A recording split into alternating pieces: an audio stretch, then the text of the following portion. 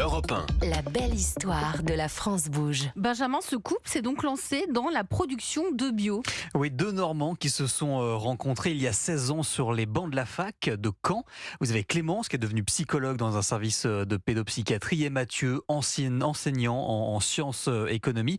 Alors par la suite, ils vont vivre ensemble à Haussmanville, à la frontière entre le Calvados et la Manche. Vous connaissez Luc, hein? Vous connaissez, J'étais voilà. sûre. Dans une maison avec, il faut dire, un grand jardin, 2 hectares. 2 hectares, c'est énorme. C'est pas les 60 mètres carrés de terrasse Non, 160. de Luc, de 160.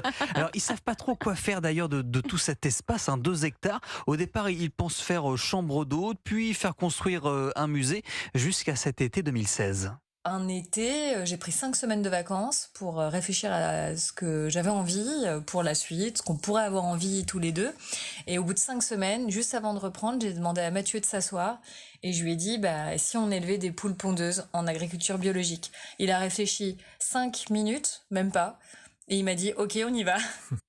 Et c'est alors le début de la ferme qui s'appelle Cocotte & Co, où 1200 poules cohabitent dans 3 grandes maisons en bois. Et donc Clémence et Mathieu vendent leurs œufs bio sur les marchés des villages aux alentours. Et ils vont aller plus loin encore avec la fabrication de pâtes aux œufs. Oui, le couple veut se diversifier dans la conception de produits secs avec l'idée des pâtes aux œufs qui auraient des bienfaits nutritionnels. Ces pâtes-là, elles sont beaucoup plus riches en protéines. On arrive à satiété aussi beaucoup plus rapidement. On n'est pas obligé de mettre une énorme quantité de pâtes finalement dans l'assiette. Vous avez aussi une pâte qui est intéressante dans la façon de la cuisiner puisqu'on utilise un moule en bronze.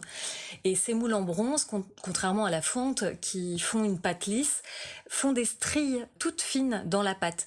Et ça permet à la sauce qu'on réalise de bien s'accrocher à la pâte. Donc quand vous mangez votre cuillère de pâte, vous avez toute une explosion de saveur dans la bouche puisque vous avez toute la sauce qui s'imprègne à la pâte.